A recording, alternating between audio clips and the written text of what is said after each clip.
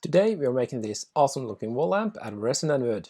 But before we start, please hit that subscribe button and bell icon. That would really help me out a ton, and it will also help you to not miss any of my future content.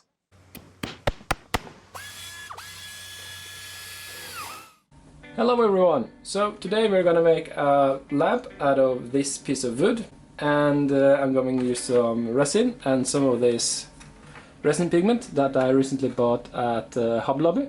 And I'm also gonna put some of these LED strips into it. So let's just start by finding the center of this piece and cut it in two. So let's get started.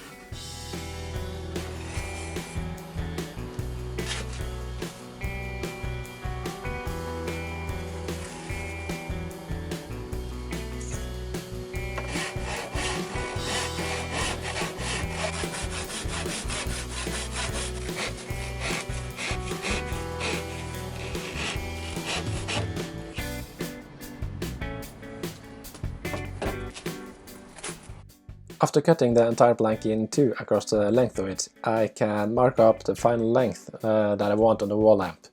To fit it where I want it to be, I need to cut it to approximately 55 cm length, and for you Americans, that's 22 inches.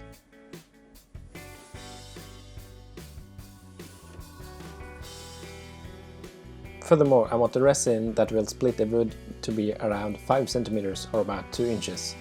So something like this. While we are still inside, I can mark up the area for where the LEDs are going to be. And I want the groove for the LED to be around 5 mm deep, and I want it to start about 1 cm in from each side of the plank.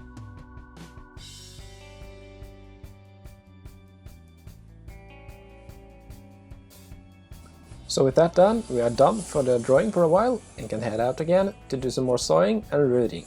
Now here you can see the reason why I cut the plank in two lengthwise before I cut it to size. My miter box just wouldn't fit the entire plank.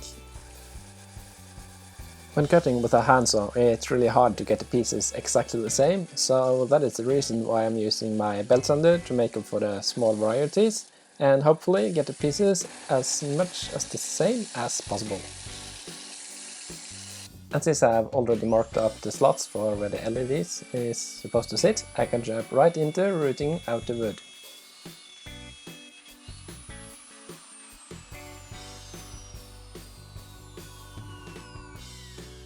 As you can see, I did a little oopsie by letting the router get way too far into the wood, but that can be fixed later by simply deciding that the space for LED circuits and wires are going where I made a oopsie.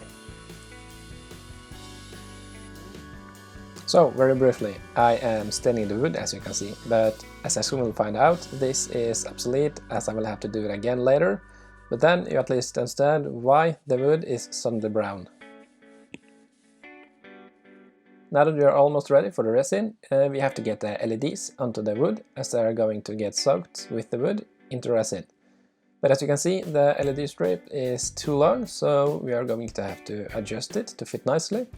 And fortunately, the LED strip has markings where you can cut them.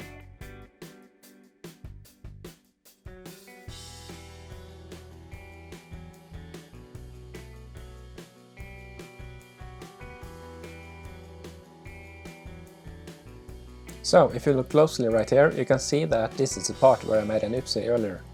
Now I have carved out that part further so that the electronics can fit nicely within the lamp without sticking out of the wood. I am fastening it with some glue gun glue for easy fastening before I tap the lights into its groove.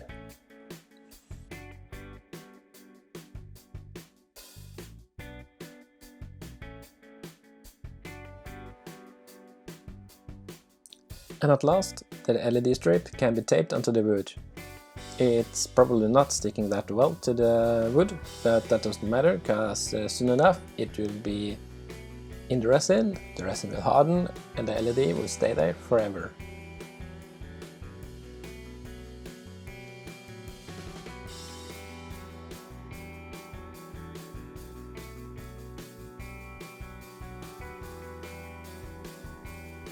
Then it is time to start securing the wood to the plexiglass before we pour. And I'm always very thorough here, as resin has a unique ability of always finding a way out of its mold, or at least that's the case here at my place. If you know a way of securing the mold so that it never leaks, please comment below so that I can find out, cause I really want to know how you do that. Or just comment how you struggle with making your molds leak secure. I also make sure to build up a wall of glue on top of the lamp so that I can let the resin rise above the height of the wood, and that way I will get away with only one pour, as the resin is going to sink when it hardens, and if I only pour to the height of the wood, it will sink below and I will have to do 2 pours to get a good result. And finally we can start mixing and pouring the resin. I'm aiming for petrol blue right here, and I will leave the details about the resin and the pigments I used down in the description, so make sure you go down there and check them out. Other than that, please enjoy a marvelous pour.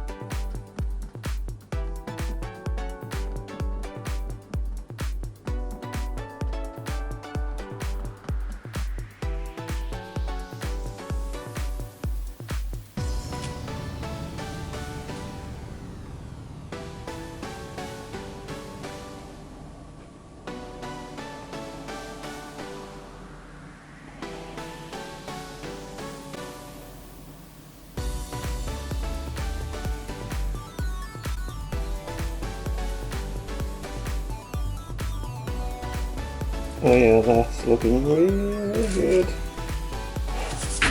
That's cool.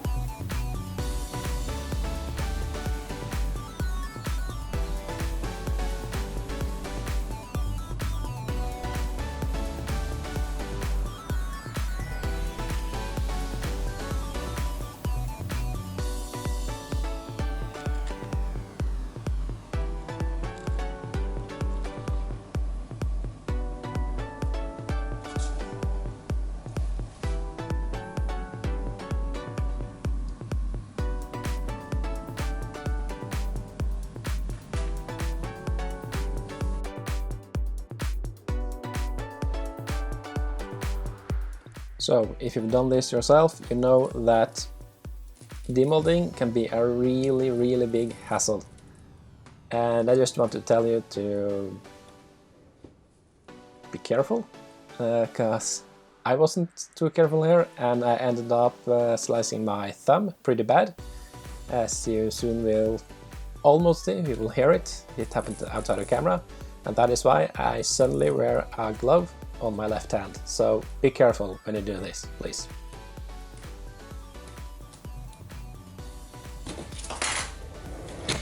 Ow, ow, ow.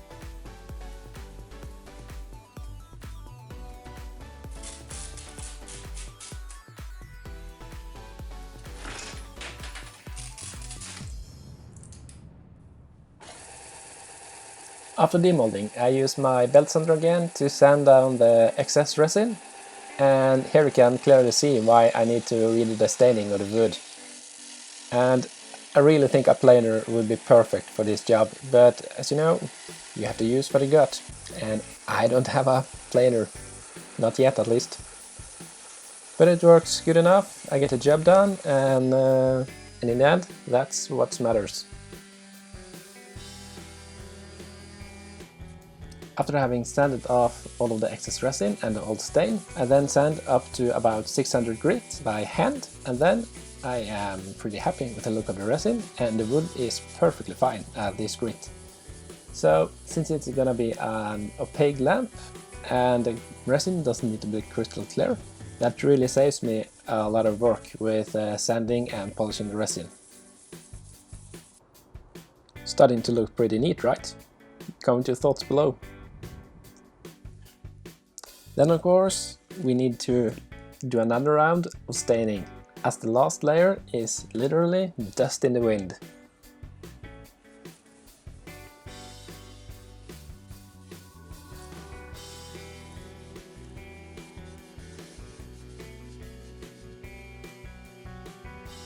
And the wall lamp is done.